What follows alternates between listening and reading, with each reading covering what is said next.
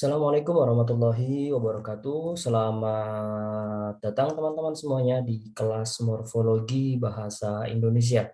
Semoga teman-teman semuanya dalam keadaan baik dan sehat. Baik, di pertemuan kali ini kita akan membahas mengenai hubungan morfologi dengan ilmu linguistik lain.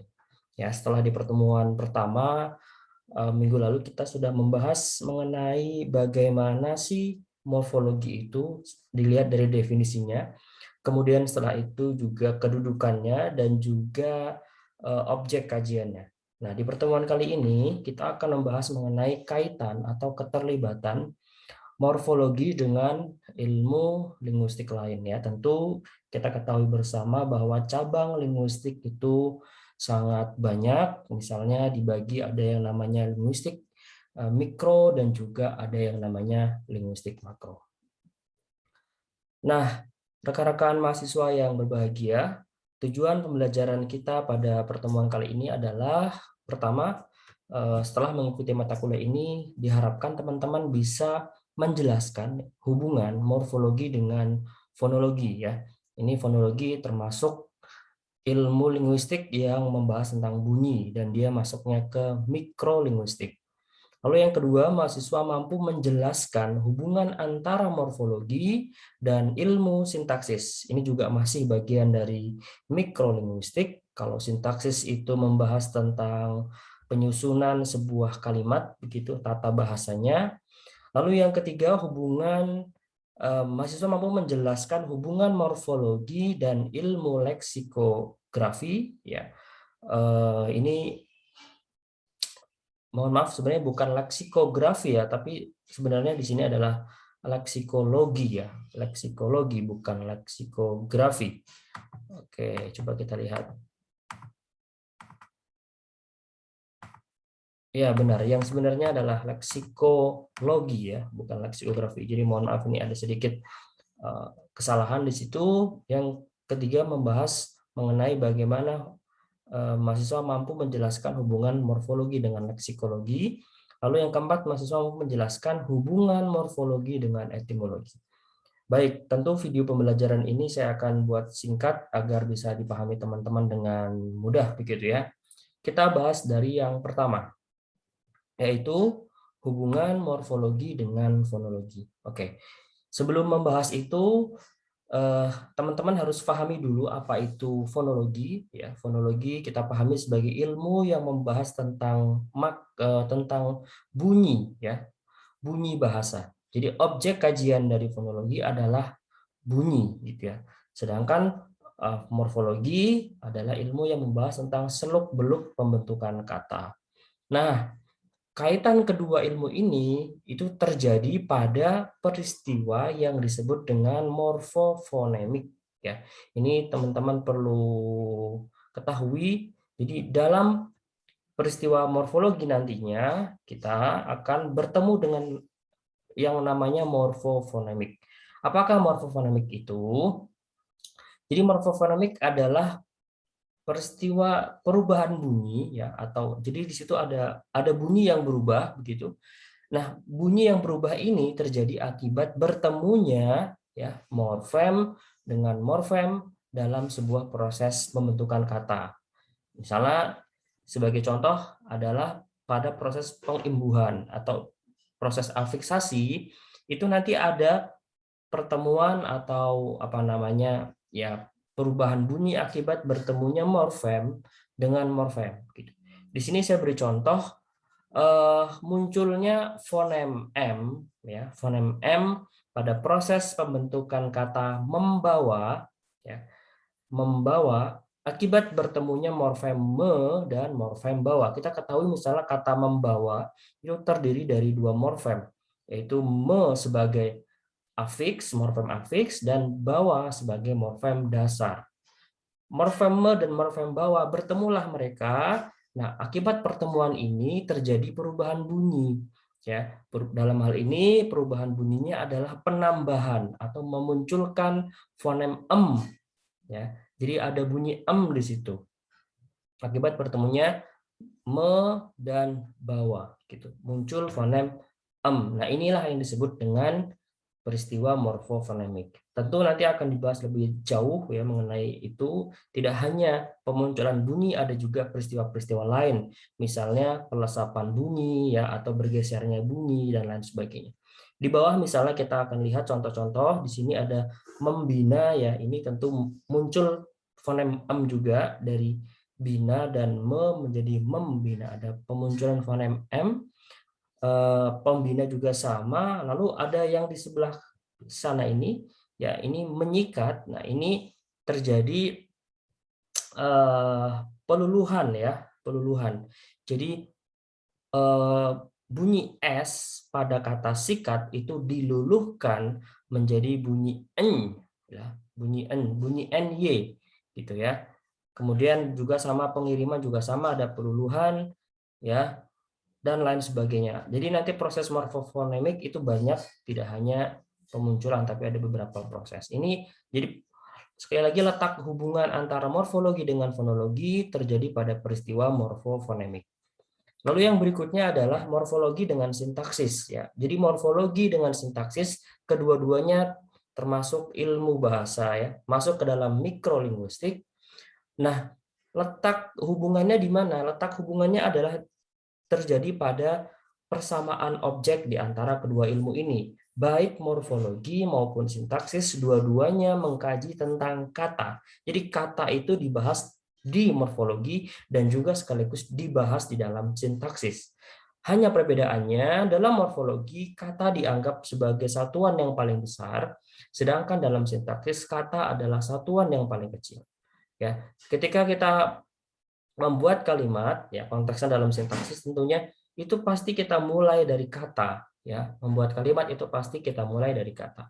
Nah, jadi kata dalam sintaksis itu adalah satuan paling kecil, sedangkan kata dalam morfologi adalah satuan yang paling besar. Kita ambil contoh misalnya seperti ini ya.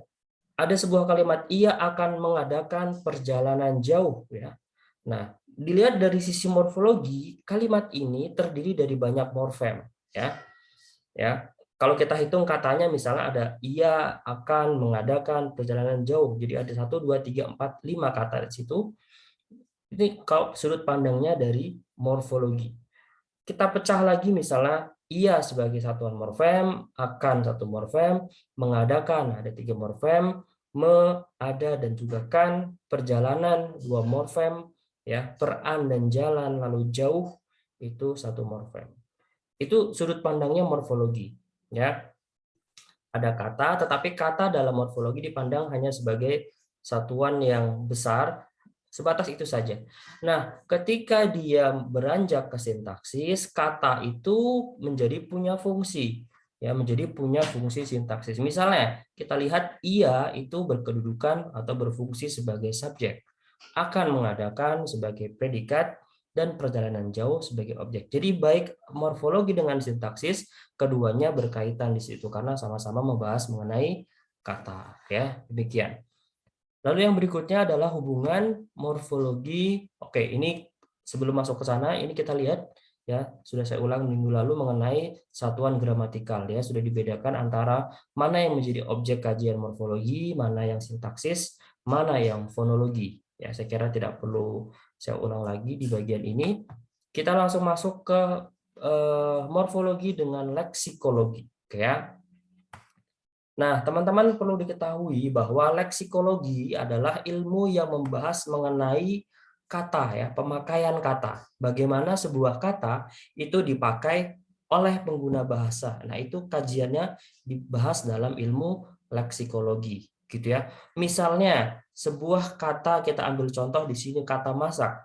Kata masak itu dilihat dari penggunaannya di dalam masyarakat bahasa tertentu, itu kita bisa lihat bahwa masak itu bisa bermakna sudah sampai tua ya, sampai boleh dipetik gitu, atau sudah jadi kalau konteksnya adalah masakan, atau yang ketiga sudah selesai ya, sudah selesai dipikirkan. Jadi ini berkaitan dengan proses berpikir begitu ya, atau juga mengolah. Nah, itu kalau leksikologi.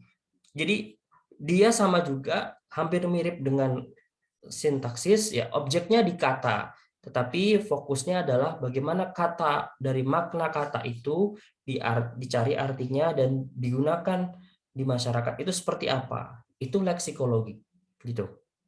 Nah, sedangkan morfologi itu membahas mengenai makna gramatikal.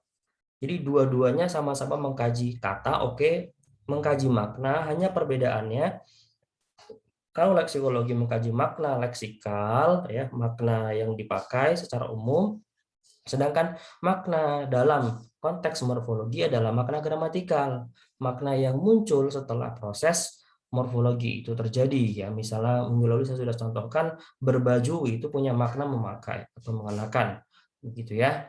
Nah, leksikologi mempelajari seluk-beluk kata, fokus kajiannya adalah kata yang sudah jadi, gitu ya.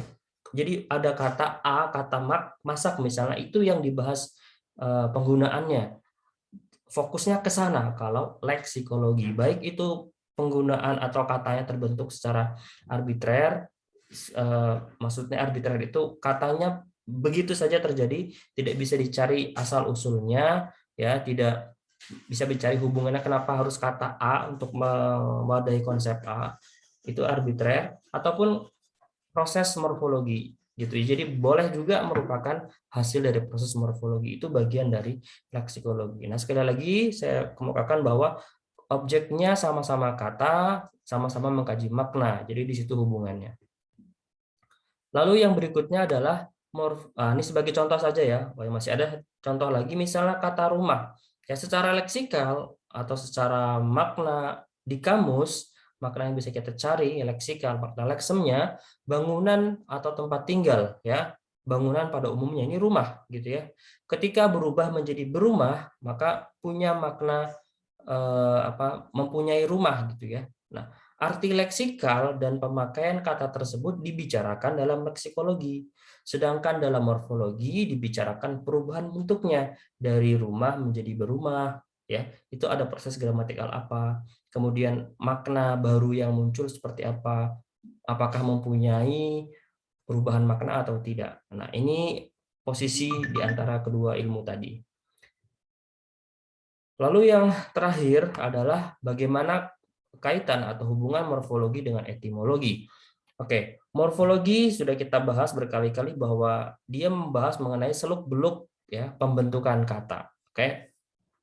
Etimologi membicarakan pembentukan kata atau asal-usul kata yang tidak berkaidah. Maksudnya yang tidak berkaidah, yang kaidahnya tidak bisa diprediksi, ya. Yang kaidahnya tidak bisa diprediksi atau tidak bisa dicari kaidah umumnya.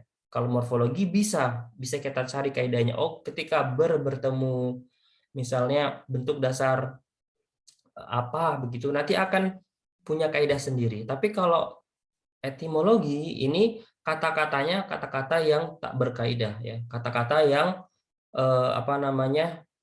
sulit untuk dicari kaidah dasarnya. Misalnya sebagai contoh pada kata sinonimi, ya, ini sinonimi berasal dari bahasa Yunani yaitu sin yang artinya dengan dan anoma yang artinya nama. Nah, contoh lain misalnya ada kata sekaten. Nah, kata sekaten ini dalam etimologi akan dicari asal usulnya, ya, akan di akan di dicari asal usulnya dari mana kata ini. Misalnya ditemukanlah bahwa sekaten itu berasal dari bahasa Arab, ya, syahadatain misalnya. Nah, itu kajian-kajian etimologi, sesuatu yang kata-kata yang nggak bisa dicari, yang tidak bisa dicari kaidahnya gitu. Kenapa harus sekaten, kan? Itu tidak ada kaitannya begitu ya. Nah, baik morfologi maupun etimologi dua-duanya sebenarnya sama-sama membahas mengenai seluk-beluk kata, ya, dan pembentukan kata. Tetapi perbedaannya adalah kalau morfologi itu mengkaji peristiwa umum, ya, atau peristiwa yang mungkin bisa dikatakan pada bahasa yang bersistem, ya, yang berkaidah. Sedangkan pada etimologi mengkaji pembentukan kata secara khusus. Khusus itu artinya tidak bisa diprediksi kaidahnya karena tadi berkaitan dengan kata-kata yang tidak berkaidah. Saya kira seperti itu rekan-rekan mahasiswa sekalian. Terima kasih untuk perhatian Anda setelah menyimak video pembelajaran ini. Kita ketemu lagi di video yang lain. Terima kasih. Assalamualaikum warahmatullahi wabarakatuh.